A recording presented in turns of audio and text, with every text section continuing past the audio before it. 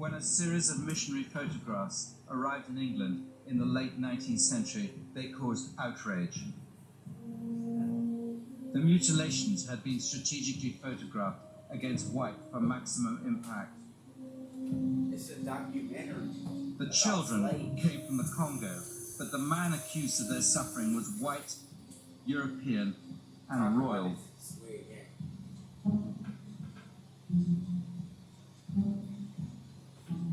For almost 100 years, evidence has lain dormant of one of the greatest mass murders. Millions of Africans died in one man's quest for wealth and glory. Until Adolf Hitler arrived on the scene, the European standard for cruelty was set by a king. Leopold II, King of the Belgians, was the personal owner of 1 million square miles of Central Africa and king sovereign of 20 million Africans.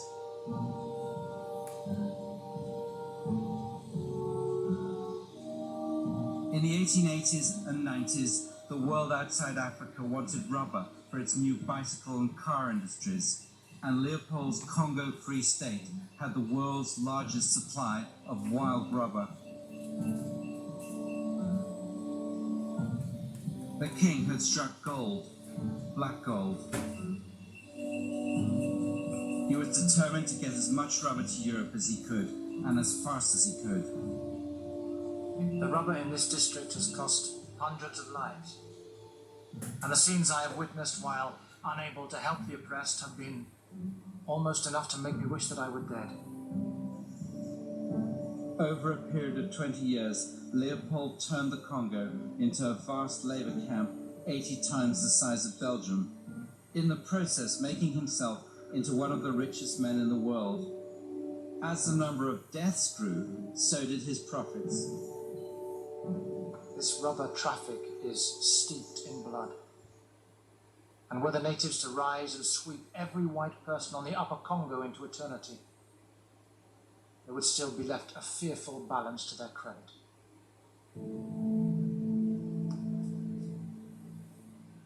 But the longer the king stayed in the Congo, the greater the evidence against him. Missionaries, travelers, and the victims all added to the clamor for the king to be stopped. Nasima mikolo misatu tozongi na mboka tomoni bibembe libanda ya lopango ezinga ndako ya nkumu tomoni na singa moko bakangi na katikati ya zete mibale makata sambo euti ya epai ya mobali. Singa wana ekangamaki na likolo.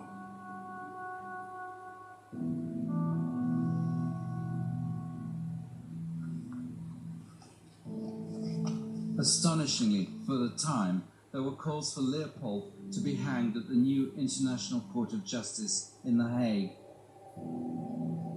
If there were such thing as criminal prosecutions in international affairs, then assuredly a true bill would be found against the sovereign who obtained not a paltry sum of money, but a whole empire by false pretenses.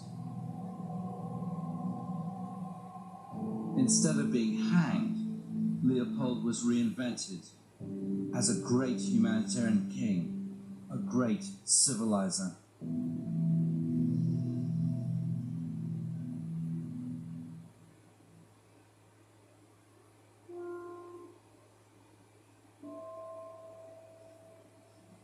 The Congolese historian Elikia Ambokolo believes that the truth about Leopold's crimes was deliberately hidden to protect Belgium and Belgian interests in the Congo.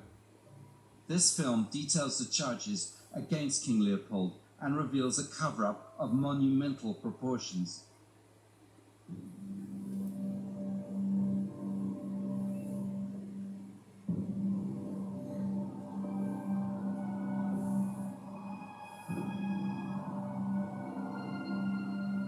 The signs of the wealth that Leopold amassed are everywhere in Brussels, and on an enormous scale.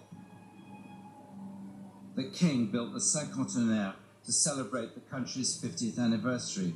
It's become part of the national identity. The cinquantenaire is a very expressive symbol of Belgium and of the proud Belgium. In fact, King Leopold paid for it with his own money, but he didn't say so openly, because this would prove that, first of all, he had a lot of money, people would ask questions where it came from, and then he would have to admit that it came from the Congo. So the cinquantenaire symbolizes this lie about Belgium and about the royal implication in politics, about the colonial exploitation.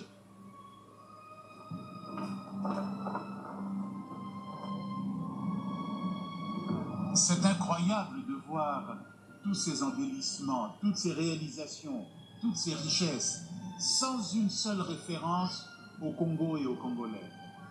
Après tout, si Léopold II a pu entreprendre tout ceci, c'est grâce à la richesse du Congo, au sang des Congolais, aux souffrances des Congolais, à l'exploitation du Congo. C'est incroyable, cette manie d'effacer le Congo.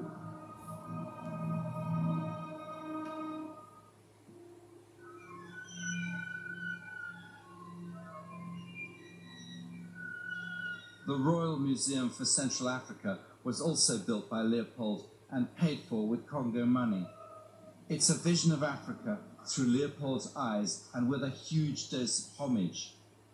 Homage to Leopold, who gave the Belgians a colony, and homage to the pioneers who died carrying out the king's wishes. White conquest is mythologized as benevolence, as bringing civilization to the Congo. Cet endroit laisse un sentiment étrange, un mélange de gêne, de surprise et d'incrédulité. Partout revient le même message. Au Congo, les Belges n'ont fait que de bonnes choses, de très bonnes choses. Ce message à usage interne s'adresse aussi au monde extérieur et dit en substance ceci: reconnaissez donc l'œuvre civilisatrice de Léopold II au Congo. Reconnaissez la légitimité de la présence belge au Congo. On m'accuse d'avoir fait fusiller un indigène, ligoté à un arbre.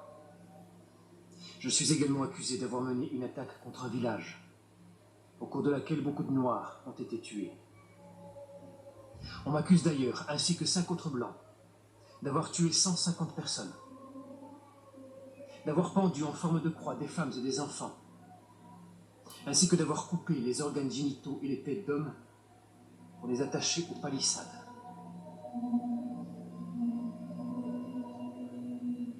There is no doubt that a lot of things happened in Congo Free State under King Leopold II that are clearly unacceptable, that are even scandalous.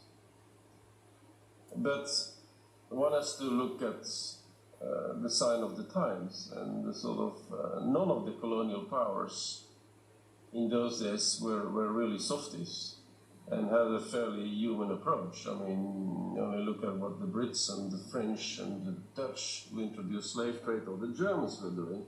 So it's not a period of which you can be very proud, but one has to look at it in a particular perspective of time and of history.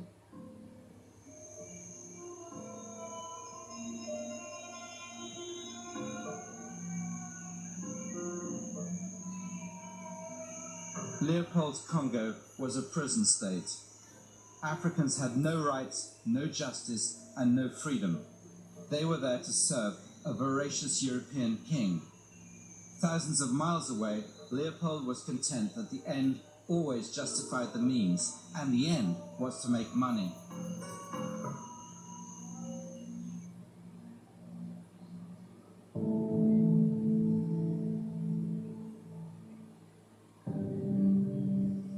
A large slice of the Congo profit was earmarked for Ostend. Leopold set about turning a seaside village into a rival to Queen Victoria's Brighton. Ostend was going to be his most expensive architectural project.